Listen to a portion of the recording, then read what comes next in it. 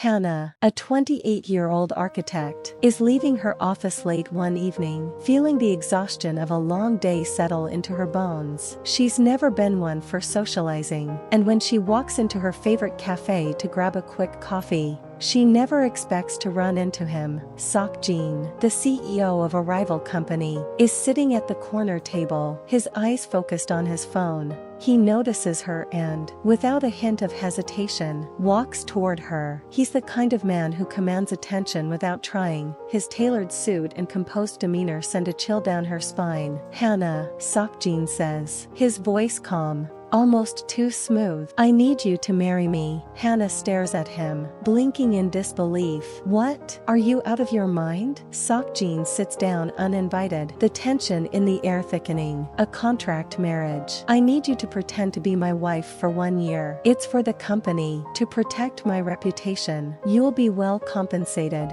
"Of course." Hannah leans back in her chair, looking at him with skepticism. "Why me? There must be someone else you could ask." "I trust you," he says, leaning forward. "I've been watching you for a while. You're smart, capable, and you won't ask questions." "That's ridiculous," Hannah protests, but there's a flicker of curiosity in her eyes. "I don't even know you." Seok-jin smiles slightly. "You will." The first few weeks of their marriage are cold and professional. They attend business meetings, smile for cameras, and host events, but there is no warmth between them. Hannah finds herself annoyed by his arrogance, and Seok-jin is frustrated by her reluctance to play along with the charade. They both stick to the rules: no feelings, no personal connections. One night, after an extravagant event, they find themselves walking to their cars in silence. Seok-jin breaks the tension, his voice casual. "Don't look so miserable. You're doing fine." Hannah scowls, crossing her arms. "You're paying me for this." "Not exactly my dream job." Seok-jin raises an eyebrow. "You could be doing something far worse. Besides, you're not the only one with something to gain here." She huffs.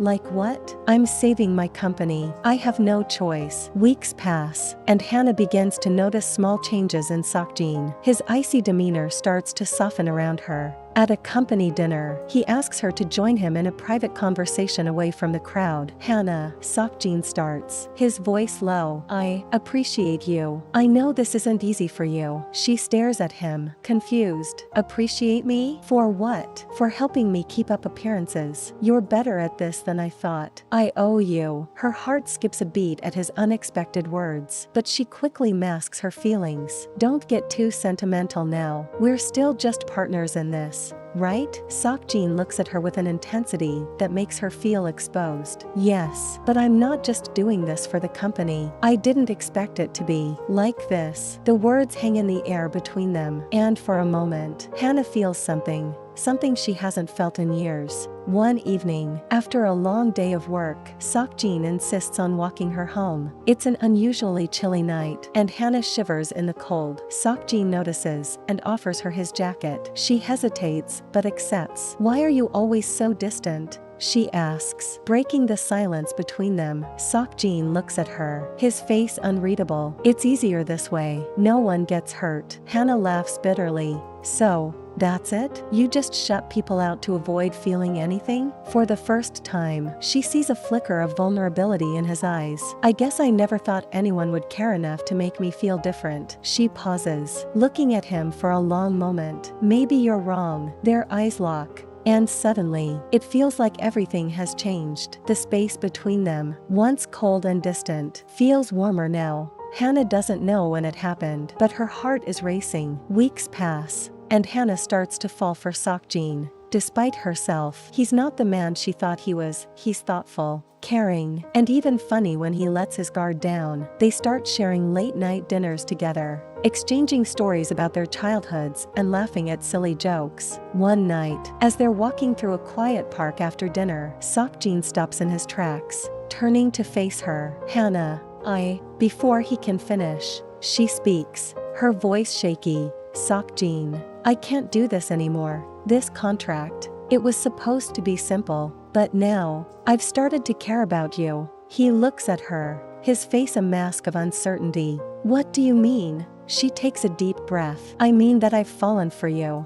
And it's not part of the deal. It's real. Seokjin is silent for a moment, and then his hand reaches for hers. I've fallen for you too, he says quietly, his voice raw with emotion. I just didn't know how to say it. For the first time, their contract feels like something more, something that could lead to a future beyond business and appearances. But just as things begin to feel real, complications arise. Seokjin's family is pressuring him to break the marriage and settle down with someone else, someone more suitable. They threaten to expose their fake marriage to the public, jeopardizing both Seokjin's career and their budding relationship.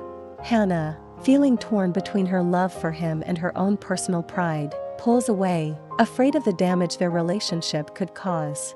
Maybe we should end this, she says, tears welling up in her eyes. I don't want to be part of your problems. Seokjin's expression hardens. I can't let you go, not now, not ever. Their confrontation is intense, and the tension between them nearly breaks them. But in the end, Seokjin refuses to let the love they'd built slip away. We'll face this together, Hannah. You're not alone. With Seokjin's unwavering support, they fight to keep their love alive. They confront his family, risking everything for the sake of their happiness. Hannah looks up at Seokjin, her eyes filled with love. You were right. It's not pretend anymore. He smiles, leaning in for a kiss. No, it's real, and I'll make sure it stays that way.